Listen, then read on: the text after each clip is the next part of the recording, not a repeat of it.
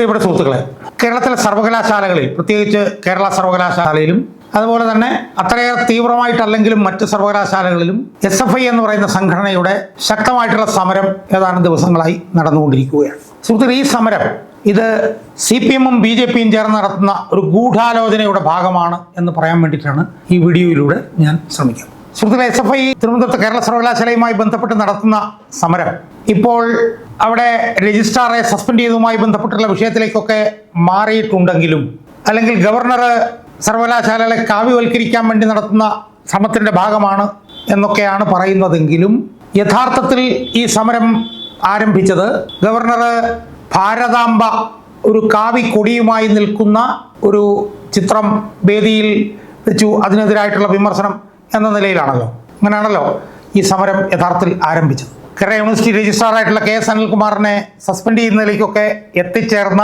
അടിസ്ഥാന വിഷയം എന്ന് പറയുന്നത്, ഗവർണർ പങ്കെടുത്തൊരു പരിപാടിയിൽ ഭാരതാംബ എന്ന് പറയുന്ന സങ്കല്പം കാവിക്കൊടി പിടിച്ചു നിന്നു എന്നുള്ളതാണല്ലോ.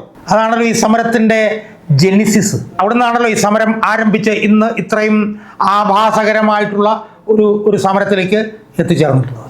സുഹൃത്തുക്കളെ, ആ സമരം ആരംഭിച്ച കാരണം നമ്മളെടുത്ത് പരിശോധിച്ചാൽ തന്നെ അത് ഇത്രയും ശക്തമായ ഒരു സമരത്തിനുള്ള ഒരു കാരണമേ അല്ല എന്ന് ആർക്കാണ് മനസ്സിലാത്ത സുഹൃത്തുക്കളെ? SFIക്ക് ഗവർണർ സർവകലാശാല കാവ്യവൽക്കരിക്കുന്നു എന്നൊക്കെ പറഞ്ഞിട്ട് സമരം നടത്താനുള്ള അവകാശം അവർക്കുണ്ട്. അത് അവർക്ക് നല്ല ഏത് വിദ്യാർത്ഥി സംഘടനയ്ക്കും അതിനുള്ള അവകാശം. പക്ഷേ ആ സമരം ഇത്രയും മീനായിട്ടുള്ള ഒരു വിഷയത്തിൽ ആണോ ആരംഭിക്കേണ്ടിയിരുന്നത്? ആണ് സാധാരണ ജനങ്ങളുടെ മനസ്സിലേക്ക് വരുന്നൊരു ചോദ്യം. സർവകലാശാലകളെ കാവ്യവൽക്കരിക്കാൻ ഗവർണർ സമരം നടത്തുന്നുള്ള സീരിയസ് ആയിട്ടുള്ള ആരോപണങ്ങളുണ്ടെങ്കിൽ ആ സമരത്തിനെതിരെ SFIക്ക് സമരം നടത്തുന്നതിന് പ്രശ്നമൊന്നുമില്ല. പക്ഷേ ന്യായമായ രീതിയിൽ സമരം നടത്താവുന്ന രീതിയിൽ ജനങ്ങളെ സംഘടിപ്പിച്ച് SFIക്ക് സമരം നടത്താം, പ്രശ്നമൊന്നുമില്ല. പക്ഷെ ഇവിടെ സംഭവിച്ചെന്താ? ഇവിടെ സംഭവിച്ചത് വളരെ ചെറിയൊരു വിഷയത്തിൽ, ഒരു നോൺ ഇഷ്യൂ ആകേണ്ട ഒരു വിഷയത്തിലാണ് ഈ സമരം ആരംഭിച്ചതും അത് ഞാൻ നേരത്തെ സൂചിപ്പിച്ചതുപോലെ ഇത്രയും ആഭാസകരമായിട്ടുള്ള ഒരു സാഹചര്യത്തിൽ എത്തിച്ചേർന്നു.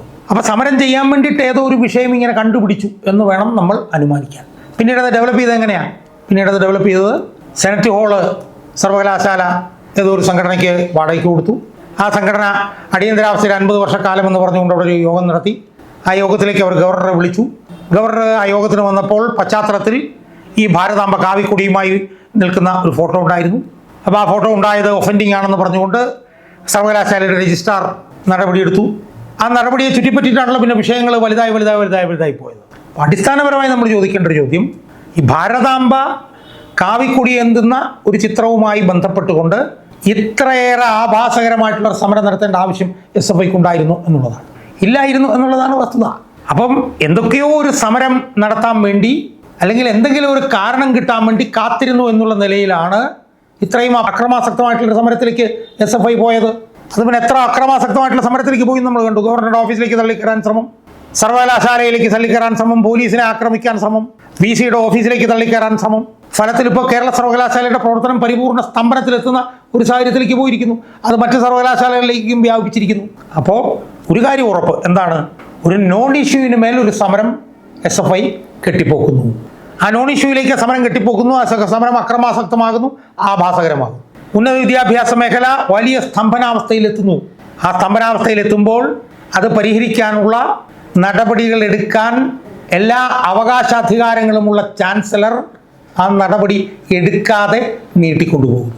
അപ്പോൾ ഒരു വശത്ത് ഒരു നോൺ ഇഷ്യൂവിൽ SFI സമരമുണ്ടാക്കുന്നു, അത് അക്രമാസക്തമാകുന്നു, അത് ആഭാസകരമാകുന്നു, അത് തുടരുന്നു, അത് വലിയ ചർച്ചാ വിഷയമായി മാറും. മറുവശത്ത് ഈ സമരവുമായി ബന്ധപ്പെട്ടുകൊണ്ട് സർവകലാശാലയിൽ നടത്തിയിട്ടുള്ള കാര്യങ്ങളെല്ലാം അവസാനിപ്പിക്കാൻ വേണ്ടിയിട്ട് ഗവർണർക്ക് എല്ലാ അവകാശാധികാരങ്ങളുണ്ടെങ്കിലും ഗവർണർ അത് ചെയ്യുന്നില്ല. ഇതുകൊണ്ട് നേട്ടം ആർക്കൊക്കെയാണ്? ഇതുകൊണ്ട് നേട്ടം CPM-നും BJP-ക്കുമാണ്. ഇതുകൊണ്ട് നേട്ടം CPM-നുള്ള നേട്ടം എന്താ? ഈ സമരം നടക്കുന്ന മുറയ്ക്ക് ചർച്ച ചെയ്യപ്പെട്ട മറ്റൊരു വിഷയങ്ങളും ചർച്ച ചെയ്യപ്പെടാതെ പോകുന്നു. ആരോഗ്യ മേഖലയിലെ പ്രശ്നങ്ങൾ, പല ഇഷ്യൂസ് ഉണ്ട്. ആ ഇഷ്യൂസ് എല്ലാം ചർച്ച ചെയ്യാതെ ഇതിനകത്തേക്ക് ശ്രദ്ധ കേന്ദ്രീകരിക്കുന്നു. അതാണ് CPM-നുള്ള നേട്ടം. മറുവശത്ത് ഒരു നടപടിയും ഇതുമായി ബന്ധപ്പെട്ട് ഗവർണർ എടുക്കാതിരിക്കുമ്പോൾ എന്താ സംഭവിക്കുന്നത്? സമരം അക്രമാസക്തമാകുന്നു, സമരം ആഭാസകരമാകുന്നു. അതിലൂടെ ഉന്നത വിദ്യാഭ്യാസ മേഖല സ്തംഭിക്കുന്നു. ഉന്നത വിദ്യാഭ്യാസ മേഖല സ്തംഭിക്കാനുള്ള കാരണം CPM-ഉം CPM-ന്റെ വിദ്യാർത്ഥി സംഘടനകളുമാണ് എന്ന് വരുന്നു. അതിനെതിരെ കോൺഗ്രസിനൊന്നും ചെയ്യാൻ പറ്റാതെ വരുന്നു. കോൺഗ്രസ്സുകാർ തമ്മിലടിച്ചുകൊണ്ടിരിക്കുന്നു.